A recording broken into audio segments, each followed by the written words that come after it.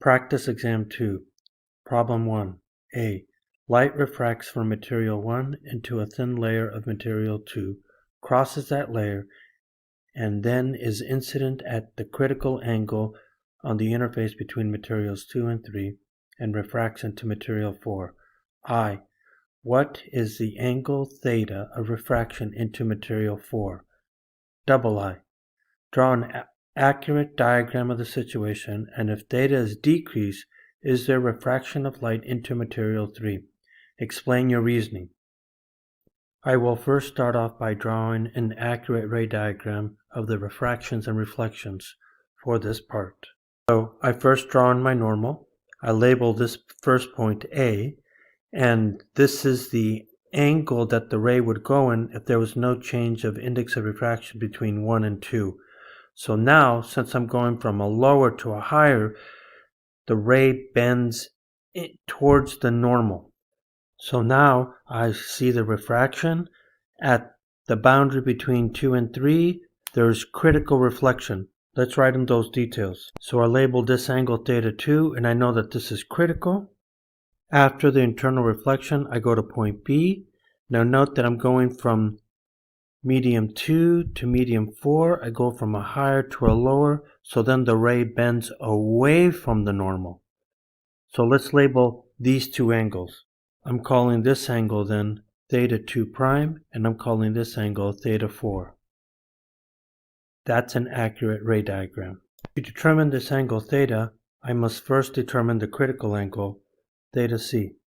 From Snell's law of refraction, I could see here that the light coming from 2 is going to be n2 sine of theta critical, and then the refracted angle is along the boundary here, which is n3 sine of 90. That implies that the critical angle is then the sine inverse of the ratios of these index of refractions.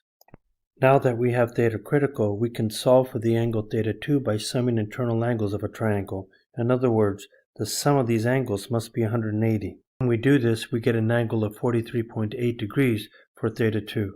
If we now apply Snell's law of refraction at point A here, we get that n1 of this angle is equal to n2 of sine of theta 2.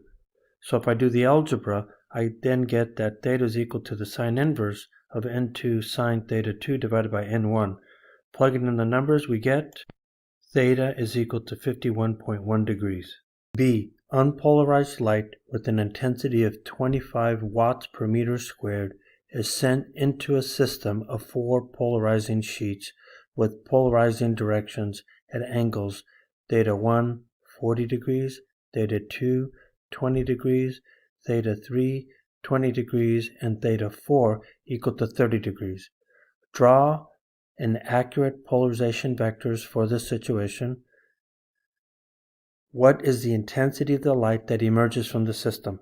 Let's start by drawing an accurate polarization diagram of the polarization vectors. I have incident unpolarized light with intensity I0 going along this diagram. The problem is that this is very hard to interpret, so we want to redraw the polarizers to make it more clear. So now I have my 4 polarizers, I have my unpolarized light, and I put down the angles given, and we need to then translate these angles there. Let's start putting in the angles. So if I look at the first one, theta 1, note that it's 40 degrees from the vertical. Here's 40 degrees, so the polarizer looks like this. Now let's go look at the second one. The second one is at theta 2 from the horizontal.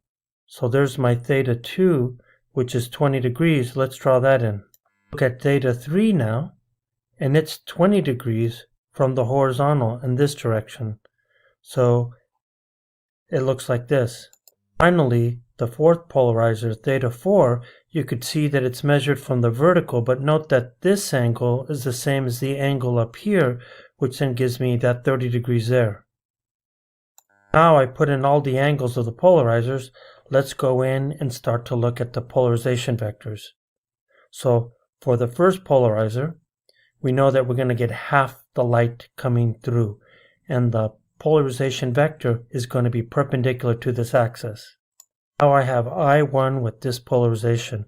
Now the light that comes out of here is going to be perpendicular to that. It's going to look roughly like this. So now I have intensity I2. So then I do the same thing for 3.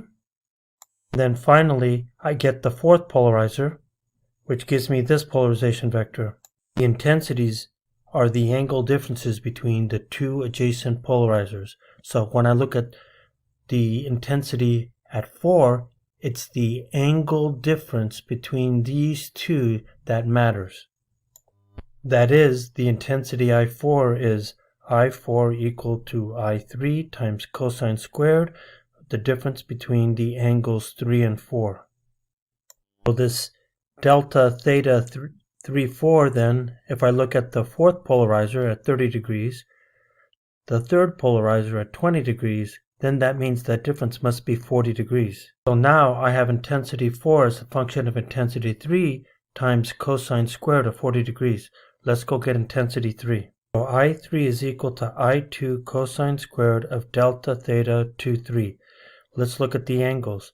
So that means here that if I look at the third polarizer, you could see that in orange here I got 20 degrees. If I look at the second polarizer, note that that's 20 degrees here, but that means that it's I could also draw the angle by this green 20. The angle difference between 2 and 3 then has to be 40 degrees. Intensity I3 then is equal to I2 times cosine squared of 40.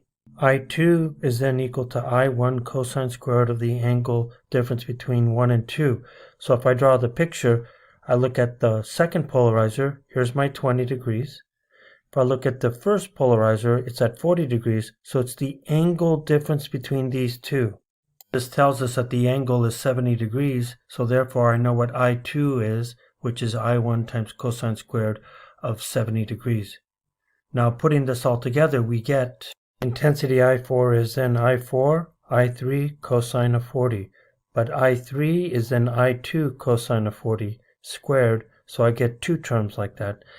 And then if I look at I1, I1 is only half the intensity, so then I get I naught times 1/2 cosine squared 40 times cosine squared 40 times cosine squared 70. If the initial intensity was 25 watts per meter squared, then I4 is 0.5 watts per meter squared.